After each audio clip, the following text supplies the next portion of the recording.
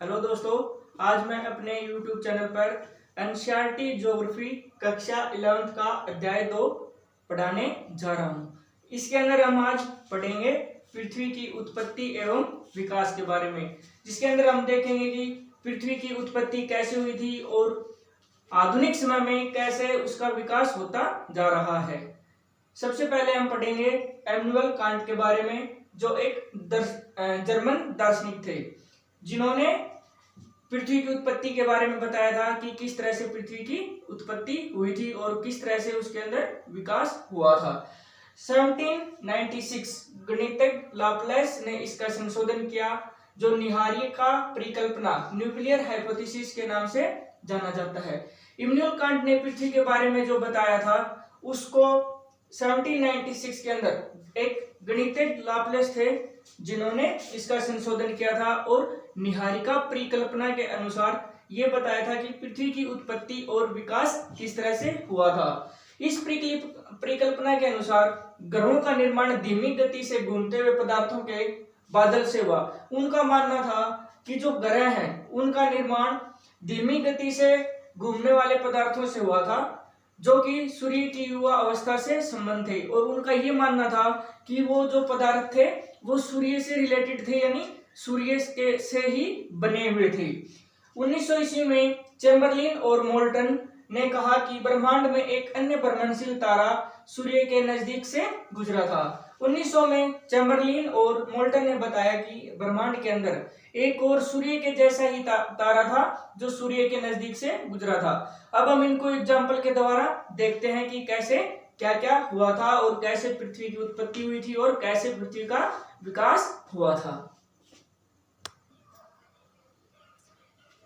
Chamberlain और molten के अनुसार पृथ्वी की उत्पत्ति कैसे हुई थी और कैसे ग्रहों का निर्माण हुआ था, इन सब चीजों के बारे में हम उदाहरण के द्वारा देखते हैं।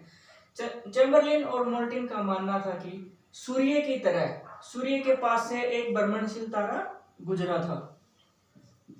उसके बाद फर्स्ट स्टेप में ये होता है। सेकंड में क्या हुआ था कि जो सूर्य के नजदीक से जो तारा गुजरा था उसके पास इतनी पावर थी कि उसने अपने गुरुत्वाकर्षण बल ग्रेविटेशनल फोर्स के द्वारा सूर्य के कुछ हिस्से को अपनी तरफ आकर्षित किया या खींचा।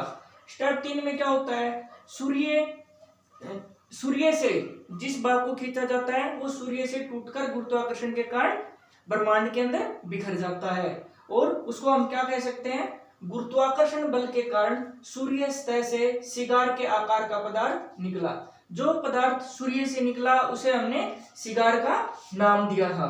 उसके बाद क्या आता है, फोर्थ स्टेप में हम क्या देखते हैं कि जो सिगार नामक जो पदार्थ सूर्य से निकला था वो क्या होता है, सूर्य के चारों तरफ परिक्रमा करना शुरू कर देता है, सूर्य के चारों तरफ घूमना शुरू कर देता है। सिगार पदार्थ के संबंधित होने के कारण संघनित होने के कारण ग्रहों का निर्माण हुआ। उसके बाद क्या होता है, जब ये सूर्य के चारों तरफ परिक्रमा करता है तो घर्षण के कारण क्या होता है, ये सिगार नुमा पदार्थ छोटे छोटे पार्टिकल्स में टूटना शुरू कर देता है। और फोर्थ स्टेप फिफ्थ में हम क्या देखते हैं कि जब ये सिगार छोटे छोटे रूपों में टूटता है तो उन्हीं रूपों को हमने क्या नाम दिया, ग्रहों के रूप में उसको बताया कि इसी सिगार नामक पदार्थ के टूटने से ग्रहों का निर्माण हुआ।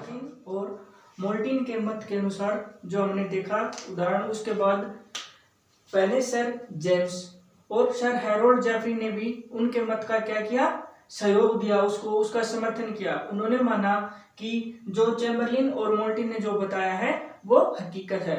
लेकिन उसके बाद क्या होता है, कुछ समय के बाद जब जैसे जैसे टाइम बीतता जाता है उसके बाद सूर्य के जैसा ही एक बड़ा तारा होने की बात पर सभी असंबित होते हैं और उसके ऊपर सवाल उठाए जाते हैं, जिसके बाद चैम्बरलिन और मोल्टन के अनुसार दिए गए मत को द्वितारक सिद्धांत के रूप में या बाइनरी थ्योरीज के रूप में बताया जाता है। उसके बाद क्या होता है, 1950 में रूस के ओटो शिम्ड और जर्मनी के कार्ल वाइजर ने जो निहारिका परिकल्पना थी उसके अंदर कुछ संशोधन करते हैं। तो क्या होता है कि जो ओटो शिम्ड है और कार्ल वाइजर, चैम्बरलेन और मोल्टन के जो मत था उसके अंदर वो लोग क्या करते हैं, कुछ संशोधन करते हैं और उसके बारे में बताते हैं। ओटो शिम्ड व कार्ल वाइजास्कर के निहारिका परिकल्पना संशोधन के बाद उन्होंने क्या मत दिया। उनका मानना था कि सूर्य के चारों तरफ निहारिकाएं फैली हुई थी, अलग अलग भागों में निहारिकाएं फैली हुई थी जो हाइड्रोजन, हीलियम और धूल कणों से बनी हुई थी। और उनको क्या मानना था कि ये निहारिकाएं सूर्य के चारों तरफ घूमती रहती थी। लेकिन एक दिन क्या होता है कि ये सभी निहारिकाएं एक चपटे बादल के रूप में संगठित हो जाती हैं, इकट्ठित हो जाती हैं। ये जो टूटी हुई निहारिकाएं थी वो सभी इकट्ठा होना शुरू कर देती हैं, जिससे एक पतली चपटी तस्तरी के बादल के रूप में ये निहारिकाएं संगठित हो जाती हैं और इनमें संवर्धन के कारण ग्रहों का निर्माण हो जाता है, जिसके बाद से हमें पता चलता है कि कौन कौन से ग्रह हैं और कैसे उनका निर्माण हुआ था। अध्याय के आखिरी में आप सब लोगों के लिए मैं कुछ क्वेश्चन लेके आ रहा हूँ और मैं आपसे आशा करता हूँ कि आप कमेंट करके इन क्वेश्चंस का जवाब मुझे जरूर देंगे।